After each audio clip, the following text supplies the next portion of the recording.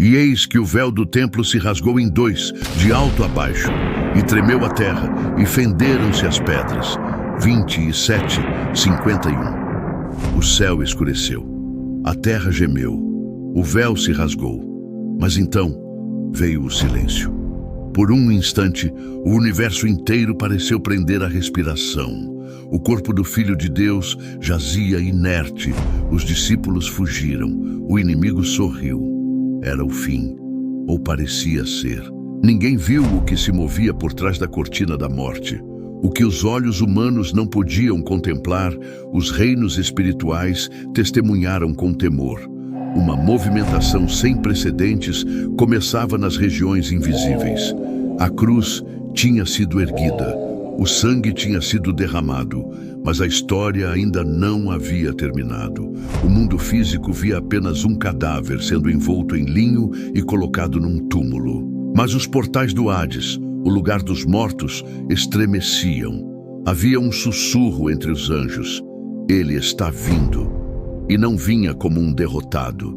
Vinha como aquele que carregava em si o selo eterno do sacrifício perfeito.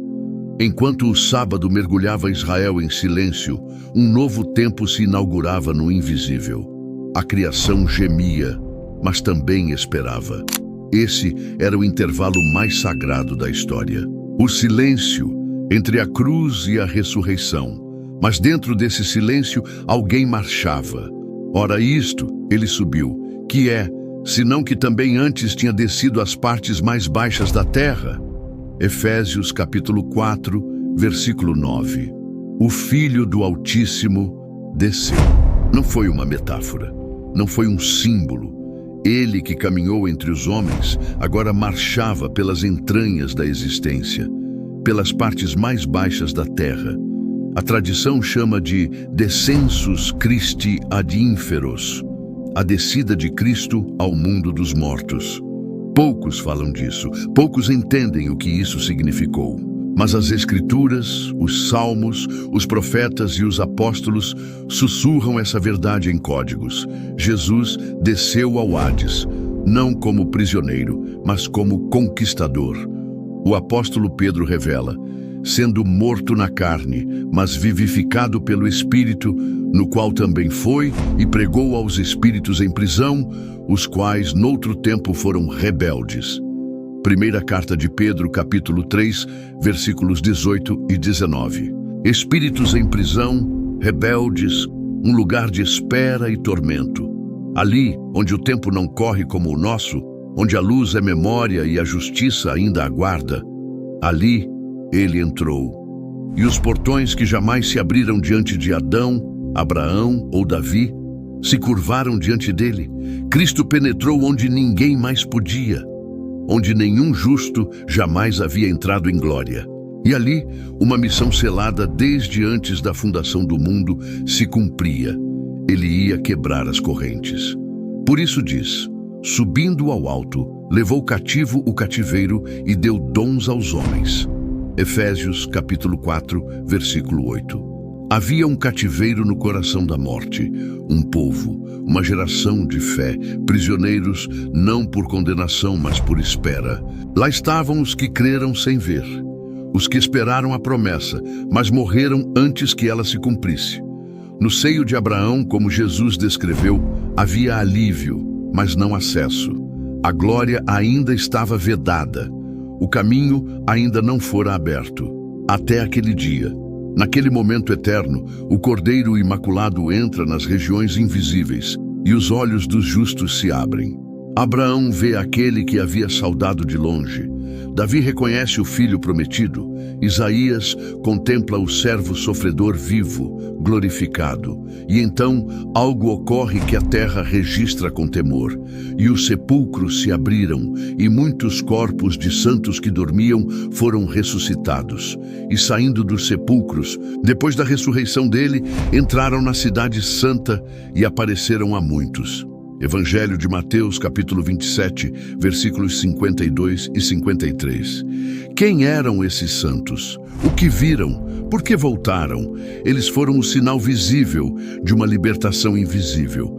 Cristo não apenas saiu do túmulo, ele levou consigo os que esperavam. O Hades foi esvaziado de sua esperança e a eternidade ganhou novos moradores. Quando, pois, Jesus tomou o vinagre, disse: "Está consumado", e, inclinando a cabeça, entregou o Espírito. Evangelho de João, capítulo 19, versículo 30. Está consumado. Não foi um suspiro de derrota, foi um grito de conquista. Essas palavras não encerraram a história, iniciaram a vitória. No mundo espiritual, esse grito soou como uma ordem, um decreto selado com sangue e autoridade divina. As correntes ancestrais, que aprisionavam almas, que selavam regiões do invisível, que mantinham tronos ocultos, começaram a romper. E não apenas os justos foram libertos, as forças do mal, os principados, os tronos caídos, os dominadores das trevas deste século sentiram a vibração de algo irreversível, porque o sangue, aquele sangue derramado no Gólgota, não ficou na terra. Ele clamava no céu, ele selava nos céus, ele descia até o inferno com autoridade. A cruz foi a chave, a morte, o preço, e com um grito, as correntes caíram. E despojando os principados e potestades, os expôs publicamente e deles triunfou em si mesmo. Carta aos Colossenses, capítulo 2, versículo 15. O que parecia derrota foi desfile. O que parecia humilhação foi triunfo. Na cruz, Cristo despojou as potestades. No inferno, ele as envergonhou. Imagine o trono do adversário, a sala escura onde eram decididos pactos, onde correntes eram forjadas. Agora, imagine esse trono tremendo, desmoronando, diante de um homem glorificado. Ele entra não como mártir, mas como rei, e declara: "Toda a autoridade me foi dada, nos céus e na terra." Os demônios recuam, os principados se calam, os grilhões não resistem, porque ali a luz brilhou nas trevas, e as trevas não prevaleceram. A cruz foi palco de humilhação para os homens, mas foi palco de humilhação para o inferno. Não temas, eu sou o primeiro e o último, e o que vive fui morto, mas eis aqui estou vivo para todo o sempre. Amém. E tenho as chaves da morte e do inferno. Apocalipse capítulo 1, versículos 17 e 18. As chaves, símbolo de autoridade, de acesso, de controle. Cristo ressuscitou com as chaves nas mãos. Não mais como prisioneiro da cruz, não mais como o cordeiro silencioso, mas como o leão de Judá.